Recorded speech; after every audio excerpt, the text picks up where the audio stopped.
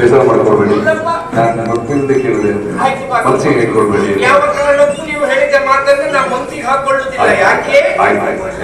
ನಾವು ನಮ್ಮ ಮನಸ್ಸು ಒಳ್ಳೇದು ಮಾಡಿದ್ರೆ ದೇವರು.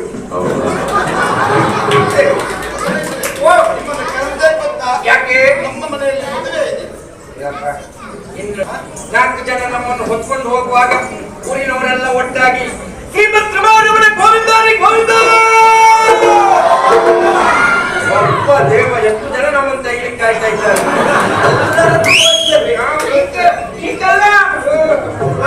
ಅವತ್ತು ಮತ್ತೆ ನಿಮ್ಗೆ ಮದುವೆ ಅಂತ ಹೇಳಿದ್ದಾರೆ. ಮದುವೆ ಆಗುವುದಾದ್ರೆ ಹೆಣ್ಣು ಕೊಡುದು ಯಾರು? ಸರಿದವರಿಗೆ ಹೆಣ್ಣು ಸಿಕ್ಕುವುದಿಲ್ಲ, ಭಾರಿ ನಗರ ಅದನ್ನು ಕಲ್ತದ್ದು ಖುದಿನೇ ಆಗಬೇಕು. ಕಲ್ತ್ಕೊಂಡು ಬಂದ್ರೆ ಇಲ್ಲ, ಮನೆಯಲ್ಲಿ ಅಪ್ಪ ಅಮ್ಮ ಇರಬಾರ್ದು, ನನ್ನ ಕರುಗಳು ಇರಬಾರ್ದು, ಎಷ್ಟು ಉಪದ್ರ ಕೊಡ್ತ ಹೆಣ್ಣು ಸಿಕ್ಕುವುದಿಲ್ಲ. ಮಕ್ಕಳಿಗೆ ಮದುವೆ ಅಂದ್ರೆ ಈಗ ನಿಮ್ಮ ಮಕ್ಕಳಿಗೆ ಮದುವೆಯಾ? ಹೌದೌದು. ಮದುವೆಗೆ ನಾನು ಸ್ವಲ್ಪ ಸುಮ್ಮನೆ ಒಳ್ಳೆಯ ನೀವು ನನ್ನ ಈ ಮುಖದಲ್ಲಿ ಮದುವೆ ಮಾಡುವುದಾದ್ರೆ ಇಷ್ಟು ಸಣ್ಣ ಮುಖದಲ್ಲಿ ನೀವು ಚಪ್ರ ಎಲ್ಲ ಹಾಕ್ತೀರಿ, ಎಂತ ಒಡೆ ಕೊಟ್ಟಿದ್ದನ್ನು ಸುಡ್ತೀರಿ, ಪಾಯಸದ ಅಂಡೆ ತಂದು ನನ್ನ ಬಾಯಿ ಮೇಲೆ ಇಡ್ತೀರಿ. ಅದೆಷ್ಟು ಮಾಡಿದ್ರು ಮಾಡಬಹುದು. ಊಟ ಆದ್ಮೇಲೆ ಕೈ ತೊಳಿಲಿಕ್ಕೆ ನೀರಿನ ವ್ಯವಸ್ಥೆಯನ್ನು ಮಾಡ್ತೀರಿ.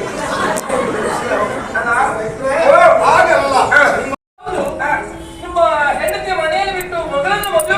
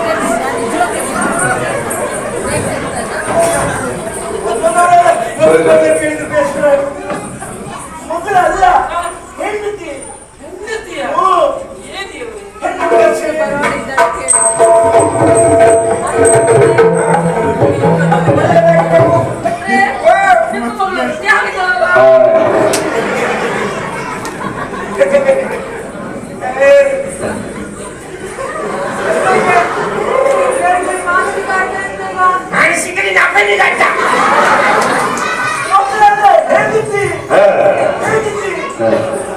ಎಂತ ಬೇಕಾದ್ರೆ ಐವತ್ತು 10 ದಿವಸ ಮುಂಚೆಗೆ ಅಷ್ಟೇ.